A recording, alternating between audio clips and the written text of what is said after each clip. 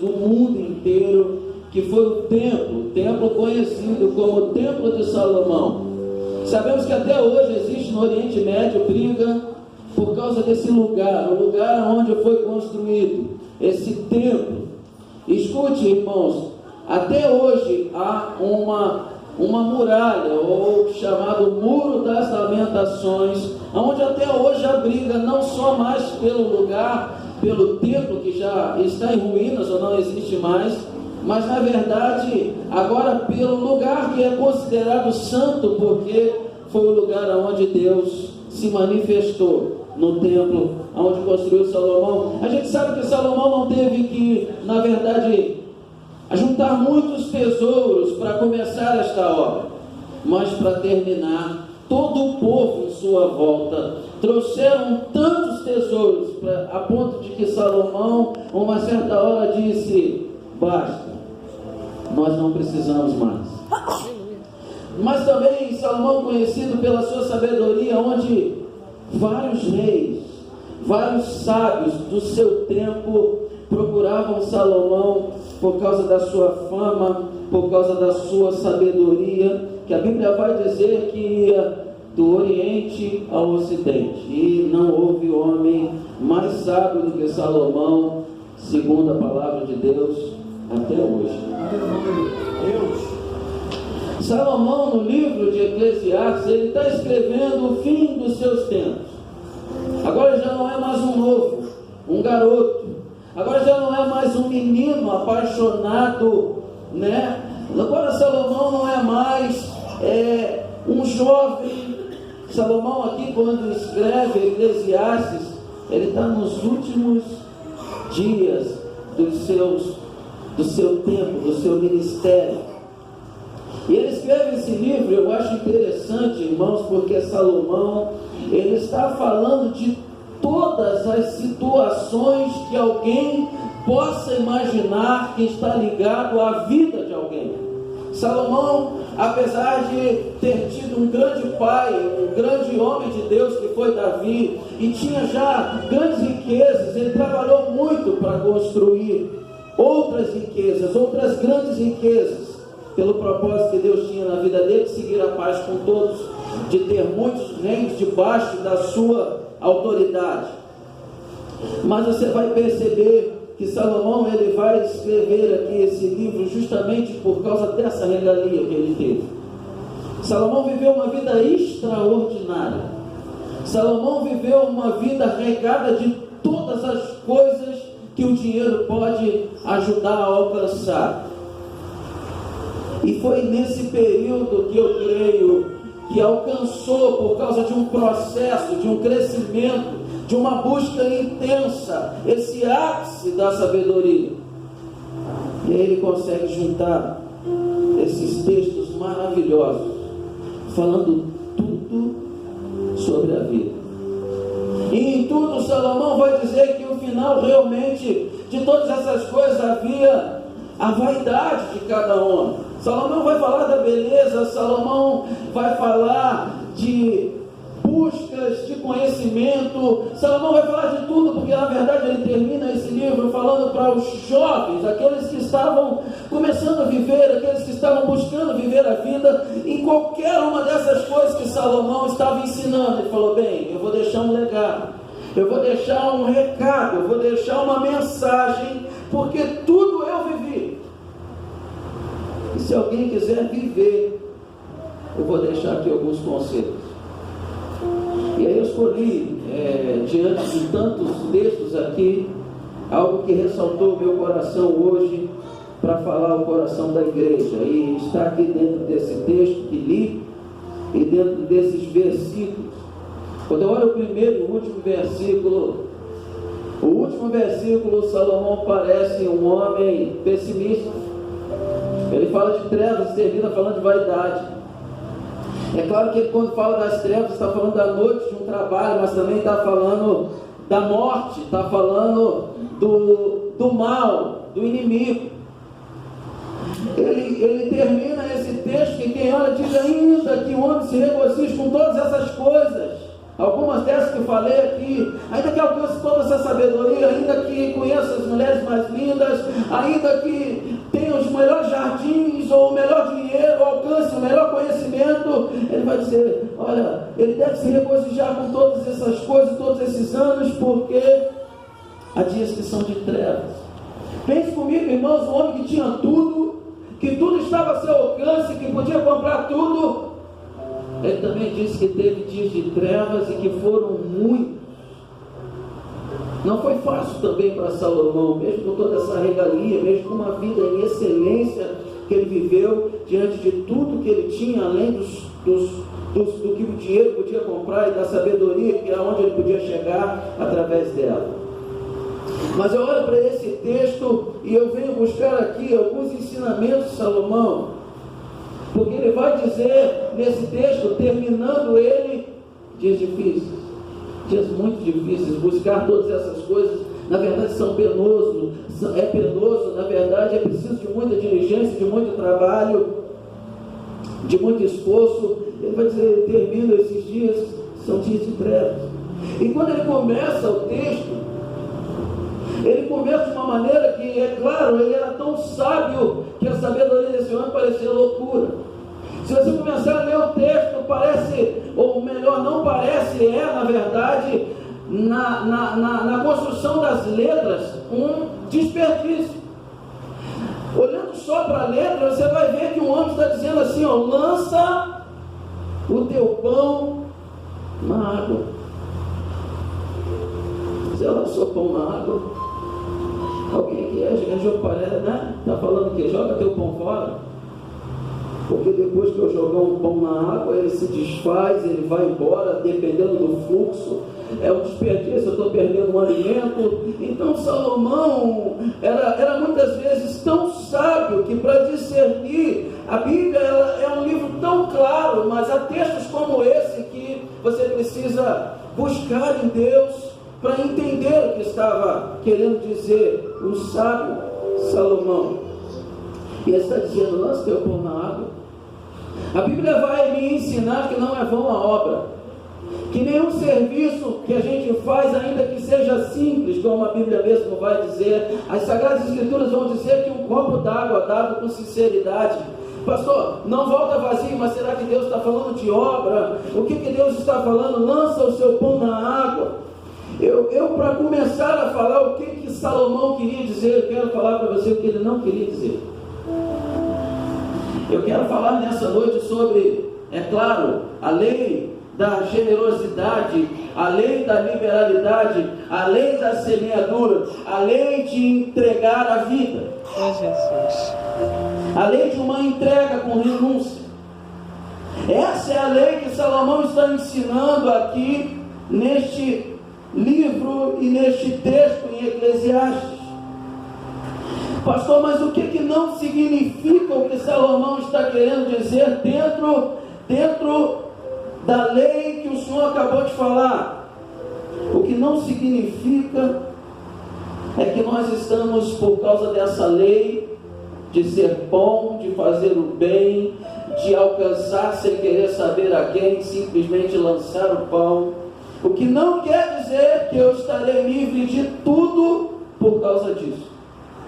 A resposta está no próprio livro, no capítulo 9, versículo 4 a seguir, que vai dizer que tanto ao justo, quanto ao que não é justo, ao que é ímpio, tanto ao ímpio que começou fazendo impiedades, maldades, perverso, e agora ele se torna alguém que faz o bem, quanto também alguém que era justo, andou na justiça, e agora não é mais justo, deixou de fazer o que fazia antes. E mesmo assim, para essas duas classes, ou para esses dois grupos de pessoas que nós estamos falando, do bom e do que não é bom, a Bíblia diz que debaixo do sol tudo sucede igual a todos. Pastor, mas que é isso? Pastor, como assim? Não pode ser, mas eu sou bom, mas eu faço bondade. Se eu posso escolher para você que na Bíblia, dentro da palavra, vários homens, por exemplo, Jacó, num período de tempo, ele mesmo sendo Jacó de Deus, tendo a visão de Deus, voltando agora com a bênção do Senhor, da terra do seu parente Labão, a Bíblia vai dizer que houve uma fome. E a fome alcançou tanto ele como as 11 tribos que estavam com ele. E aí, por causa de um milagre de Deus, através de uma nação, um país, Deus honra Jacó, mas ele não estava livre de tudo. Jó também era um homem íntegro, um homem bom, um homem reto, um homem que se desviava do mal, e a Bíblia vai dizer que isso não foi suficiente para livrar ele daquilo que estava para acontecer naquele tempo. Ou seja, meu irmão, a primeira coisa que Salomão não vai querer dizer aqui com esse texto é que nós não estamos livres de tudo, porque nós temos o tempo e temos o acaso que afeta todos. Fala para alguém que está do seu lado aí: o tempo e o acaso afeta todos. Pastor, não é verdade, não, nós não somos obra do acaso. Claro que não. Mas existem duas vontades de Deus, elas são soberanas, é a vontade soberana e a vontade permissiva. E dentro da vontade permissiva de Deus, nós estamos lançados no que está acontecendo nesse tempo, nessa geração, nesse povo. Por que, pastor, o senhor está dizendo isso? Por causa desses textos que citei e também por causa do entendimento que tenho que a maldade vai sendo uma coisa gerada. A Bíblia me ensina que um homem bom, quando não faz o bem, a maldade cresce, a perversidade aumenta. O mal só existe porque os homens bons cruzaram os braços e estão deixando as coisas acontecerem. Pastor, isso não é verdade. Vou aplicar aqui rápido, porque essas coisas não eram nem para eu aplicar, é só para você entender. Mas quando nós hoje não vamos pregar essa palavra de Deus em algum lugar, ou estamos na nossa casa, introvertidos dentro da nossa casa, nós oramos e falamos: Senhor, faz a sua vontade. Ou então nós pensamos assim: Senhor, algumas orações de algumas pessoas, que não é todos os crentes não, mas tem orações assim: Senhor, prepara e leva. Senhor, o que o Senhor fizer, de repente, se entrar alguém e matar todo mundo. Você está numa comunidade, você quer que acabe a violência, mas você quer que alguém entre lá e faz alguma coisa. Deus faz alguma coisa, mas a gente não faz a nossa parte, que é ir e acabar com essa situação através da pregação da palavra de Deus. E nós estamos fugindo da violência, estamos entrando para dentro de casa. Ou seja, o tempo vai passar, a maldade vai continuar, se não aumentar, e nós estamos lançados no meio dela e podemos sofrer com as coisas que acontecem no acaso. Então nós estamos tendenciosos a cair neste enfado, nesta rotina que acontece, e o mal pode simplesmente chegar na minha casa. O que não é o que Salomão quer dizer aqui, que Deus te deve alguma coisa. Fala para alguém que está do seu lado aí: Deus não deve nada para ninguém. O nosso dever é viver retamente. Isso é um dever de todo homem, de toda mulher. Isso não é você ser bom, isso não é você ser um herói, isso não é você ser melhor do que ninguém, fazer o que é certo, o que é reto. É a obrigação de cada um de nós aqui nesta noite. Isso não me faz ser melhor do que ninguém e esperar algo de Deus para a minha vida por fazer. Na verdade, isso é o que você tem que fazer mesmo. Algumas pessoas pensam ou não entendem que as bênçãos de Deus vêm sobre a nossa vida porque Deus é bom, e não porque eu mereço, ou não porque ou Deus me deve alguma coisa. Ei, querido, a graça de Deus é um favor e não uma dívida.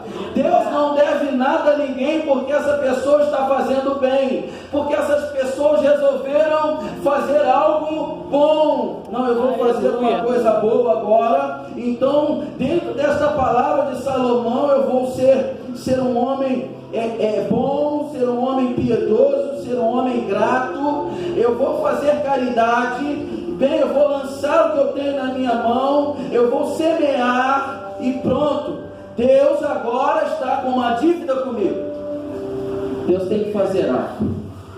Oh Deus, se o Senhor não fizer, eu vou embora. Se o Senhor não fizer o que eu estou esperando, então fala aí para essa pessoa entender que Deus não deve nada para ninguém. Se Ele faz, faz porque Ele é bom. Essa é uma natureza de Deus. Se Ele faz, é porque Ele quer fazer. E Deus é Deus. Ninguém pode impedir o agir dele na nossa vida. Agora, se Ele não quiser fazer, não é porque Deus deixou de ser bom, ou porque Deus é injusto, ou porque Deus é mau. É só porque Ele não deve e não precisa fazer o que não deve a ninguém. Mas se faz, é bênção. Se faz, é graça de Deus. O que não é o que Salomão está dizendo aqui. Salomão não está dizendo que nós vamos ter uma vida fácil. Ah não, agora eu vou para o Evangelho, sou um semeador, eu sou um colaborador da obra, eu faço a obra, então Deus agora vou ficar tranquilo. Vou ficar aqui em casa, é só fazer uma oraçãozinha, Deus vai responder. Nós cansamos de ensinar que a minha oração não move a mão de Deus. Pelo contrário, eu oro para que eu entre no propósito que Deus quer direcionar o seu povo. Sou eu que me movo na direção da mão de Deus, e não é Deus que se move de acordo com o que eu oro ou quero. Então, Deus não vai te dar uma vida fácil. Deus pode te abençoar, Deus pode fazer um milagre na tua vida, mas isso não significa que servir a Deus, pelo contrário, a Bíblia vai dizer que servir a Deus é renúncia. A Bíblia vai dizer que servir a Deus é um trabalho processual. A Bíblia vai dizer que servir a Deus é negar a mim mesmo. A Bíblia vai dizer que a partir do momento que eu me dedico a Deus, eu começo a resistir o pecado. Se você acha que isso é uma vida fácil, eu não acho que há facilidade nisso. Então algumas pessoas leem textos e pensam que Deus agora vai me dar uma vida fácil. Pelo contrário, às vezes nós estamos orando e a nossa vida, ela começa a se dificultar, porque a Bíblia diz que somos perseguidos por causa do Evangelho. A Bíblia diz que quando nós passamos para o lado da luz, as trevas que não tem nada com a luz, Belial que não tem nada com Cristo, ele começa a se levantar contra mim e contra a sua vida. O mundo nos odeia. Então que facilidade que há nisso, pastor? Então nós confundimos o Evangelho de Cristo com o Evangelho de serviço, mas nessa verdade Deus quer falar que eu é que estou a serviço dele, mas nós pensamos que é Deus que está a nosso serviço. Olha que confusão tremenda nas igrejas, olha que confusão tremenda que a gente vai aprendendo que acontece na nossa vida. As pessoas pensam, claro que pensam dessa forma porque eles criaram os seus deuses. E de acordo com esse entendimento de que todos que criam os seus deuses, esses deuses estão a seu serviço. Mas não era isso que Salomão estava querendo dizer. Salomão, mesmo com toda essa pompa, mesmo com toda essa garantia, mesmo sendo filho de rei, ele estava trabalhando. Ele não tinha uma vida fácil, ele pelo contrário tinha uma vida mais difícil, tinha que julgar as coisas do povo, ele tinha julgamentos difíceis. Por exemplo, quando aquelas duas mulheres que tiveram uma gravidez vieram a ele, tiveram filhos, vieram a ele, ele chamou um dos soldados e disse: corta no meio o que viveu, o que permaneceu vivo. E uma das mulheres gritou lá dentro daquele lugar onde eles estavam, naquele lugar de julgamento, e ele disse: pronto, essa é a mãe, porque a outra deixou que matasse esse filho ali. Então uma das coisas que Salomão fez, tinha que julgar o povo. A gente sabe que não é fácil, é um trabalho, é trabalhoso. Uma das coisas que Salomão não queria dizer com esse texto, com essa lei, que ofertar e dar o dízimo na igreja, e fazer isso muito, vai me enriquecer muito. Não era nada disso que ele estava querendo dizer. Pelo contrário, a Bíblia me garante que o Senhor, ele vai prover todas as minhas necessidades em riqueza e glória. A Bíblia vai dizer em 2 Coríntios capítulo 9, versículo 7 adiante ali, que o Senhor, à medida que eu sigo a lei de Deus, Ele abençoa nas minhas necessidades. Você pode dizer glória a Deus por isso? Pastor, por quê? Porque a Bíblia não está dizendo que ofertar e dar o dízimo te enriquece, mas está dizendo que se você for fiel a Deus, não só o dízimo, mas a essa lei de Deus, Ele vai suprir todas, não uma, nem duas, mas todas as nossas necessidades. E se a gente, por exemplo, fosse em Mateus, no capítulo 6, ou Mateus, em alguns capítulos, até o final, do início de Mateus, nós vamos ver que o Senhor estava falando de vida psicológica, vida biológica, estava falando de uma vida material e de uma vida espiritual, e o Senhor está falando: por que te abates, ó tua alma? Por que está assim? E aí Ele vai dizer que supre todas essas coisas. Os pássaros não fiam, os lírios não podem se vestir, nenhum deles faz nada para isso, mas eu faço tudo por eles. Imagina se não farei por vocês. Então o Senhor está falando de todas essas áreas da nossa vida, e que Ele tem poder, não para de repente dar uma roupa de marca, não para de repente dar um iPad, um iPhone, alguma coisa, né? Mas de repente Deus pode suprir se você quiser ligar para alguém. De repente Deus pode suprir se você quiser se vestir. De repente Deus pode te dar aquilo que você precisa, aquilo que você necessita. E isso é o que Deus promete.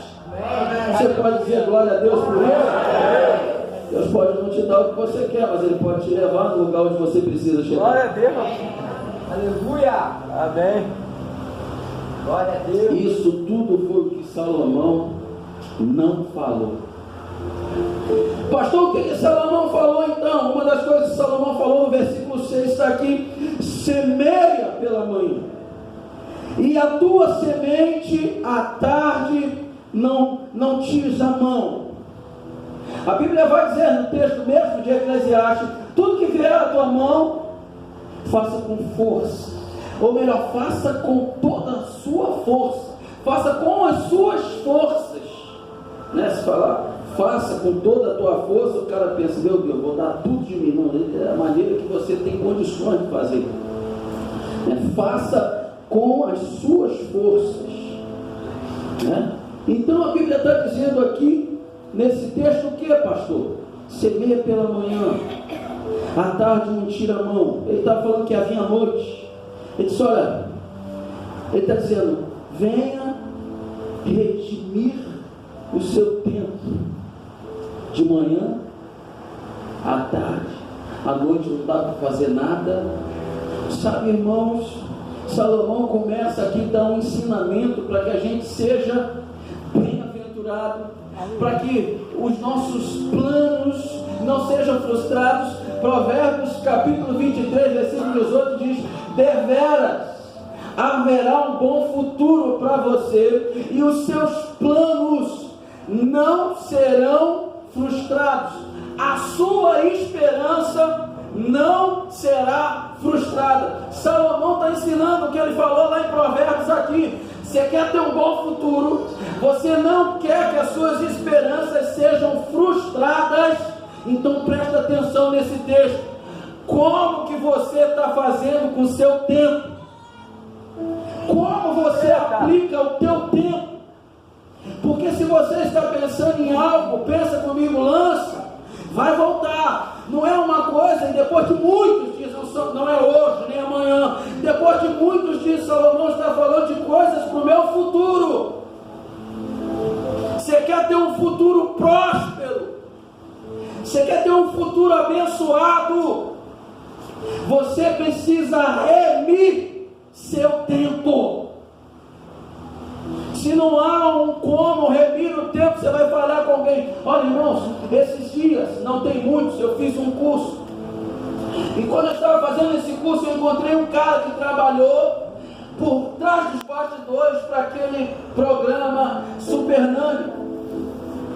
E aquele homem estava falando de exemplos do que ele fazia para remir o tempo. Ele falou: fui abandonado, eu tenho 3 filhas mulheres, eu tenho que cuidar delas, eu não tinha tempo, eu tinha que trabalhar, levar para a escola, fazer almoço. E ele foi falando de coisas interessantes, até número ele tinha na meia, porque elas tinham escala. E aí ele botava número, e ele sabia que aquele número era da primeira, aquele número era da segunda, aquele número era da terceira, ele fazia pacotinho fechado, ali aquele número, mas aquele outro era a meia, mais o shortinho da escola, aquele outro número era a meia, mais o shortinho da escola, mais uma roupinha. Então ele botava tudo certinho no meio da gaveta. Ele disse: pronto, quando eu pegar aqui, eu não perco tempo. O almoço, quando ele fazia, ele congelava, e ele também colocava essas... Pastor, o que o senhor está falando? Eu estou falando que depois de muito tempo, um programa lá fora, ele é brasileiro, pegou os ensinamentos dele para aplicar para crianças,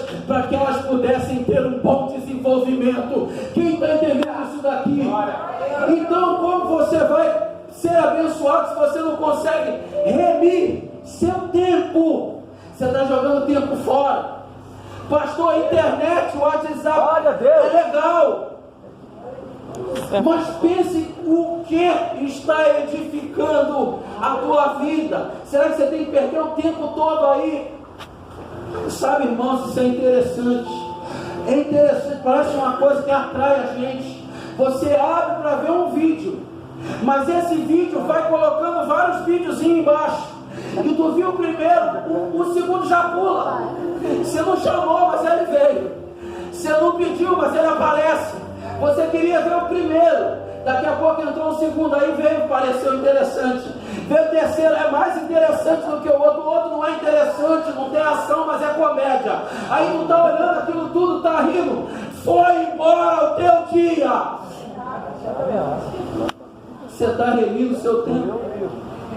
Como é que você está fazendo o seu trabalho? De repente você pode amenizar as situações, as complicações do seu trabalho. De repente, se você remir o seu tempo, é o que Salomão está falando: olha, pela manhã, faz isso, segura a semente. Ele está falando assim: não repouse a mão, não afrouxe a vossa mão. A Bíblia vai ensinar que as mãos frouxas não conseguiam fazer o serviço. Aqui no 10, pertinho do 11, onde nós estamos vendo, as mãos frouxas. Se o cara tem a mão frouxa para o serviço, para segurar rédeas, para fazer alguma coisa na vida, vai indo tudo embora, e ele perde as oportunidades da vida, porque não consegue remir o tempo. Aleluia. Quem está entendendo isso? Quem pode dizer amém? Glória a Deus. Faz alguma coisa para melhorar isso aí. De repente você está cansada, sobrecarregada. Pense bem comigo, irmãos. A gente trabalha 5 horas, parece que a gente trabalhou 24. Por causa de quê, pastor? De jejuar. Verdade. Porque não organizou. Tem gente que para fazer o trabalho ele pega pregadores, livros. João Wesley era um. João Wesley organizava suas 24 horas. E se tem 4 horas para isso, eu tenho 8 para isso, eu vou ter mais 6 para isso. E ele ia organizando as suas horas. Eu tenho 2 horas para mim, 2 horas pessoais para o meu viver, para a minha vida. Ei, querido, se você não remir teu tempo, pelo contrário, você não vai conseguir prosperar de uma forma plena. Você não vai conseguir alcançar as coisas de uma forma plena, porque você vai estar cansado. E a Bíblia diz que quando a gente está cansado, a gente precisa de descanso. Você vai estar muito cansado, você não vai conseguir. Às vezes algumas pessoas não conseguem levar uma faculdade até o fim. Não é porque está muito cansado, é porque não consegue remir o tempo. Quer ver uma coisa? Às vezes você vai dormir até mais tarde, mas você podia ter acordado mais cedo. Você não conseguiu remir o seu tempo porque você não tem hora para dormir. Vai dormir até mais tarde. Tem homens que falam assim: não, 10 horas tem que dormir. É claro que a gente tem imprevisto, é claro que a gente tem dificuldade, mas o melhor seria se você conseguisse dormir cedo. Aqui a gente tem dificuldade, às vezes é meia-noite, às vezes é 1, às vezes a gente nem dorme às vezes. Eu estou falando, pastor, o senhor está falando de uma coisa que o senhor não vive? Não, estou falando de uma coisa que eu luto para fazer todo dia. Dormir mais cedo, todo dia. Antes eu dormia às 3, agora eu estou dormindo 1h30.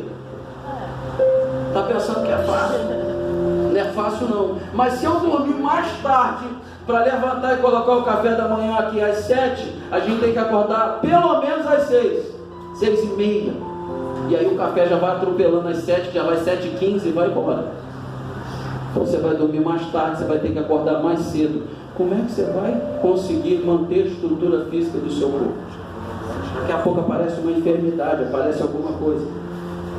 Então, querido, aproveite o tempo e se organize para não perder algumas oportunidades que Deus te dá para te abençoar. E algumas pessoas dizem: pastor, mas Deus não me abençoa. Não é Deus que não te abençoa, é você que não sabe gerir seu tempo. Pastor, e agora? Agora é interessante que ele diz aqui, ó, mais um ensinamento. Ele diz aqui no versículo 10. Não, perdão, irmãos, esse é outro texto. Depois que cair, sem poder escolher o lugar para a esquerda, para o sul, para o norte, é versículo 3. O lugar de cair ficará. Isso aqui eu me assusto com isso. Pense que o Senhor está falando tipo assim: eu vou tentar explicar com uma parábola. Fácil. Se depois de queimar a casa, não adianta vir com um balde d'água. Depois de ser roubado, é claro que trancar as portas vai ser bom para um segundo assalto, mas para o primeiro já foi, já levou tudo. O cara está dizendo assim: ó, depois que cair, sem saber nem o lugar que não dá para escolher.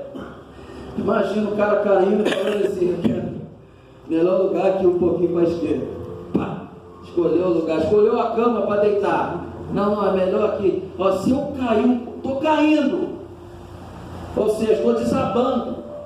Estou sendo frustrado nos meus projetos. Eu estou não alcançando na minha área, eu não estou conseguindo ser bem sucedido, estou caindo. Você já viu alguém cair e ainda escolher um lugar? Está melhor aqui, não? Isso é difícil.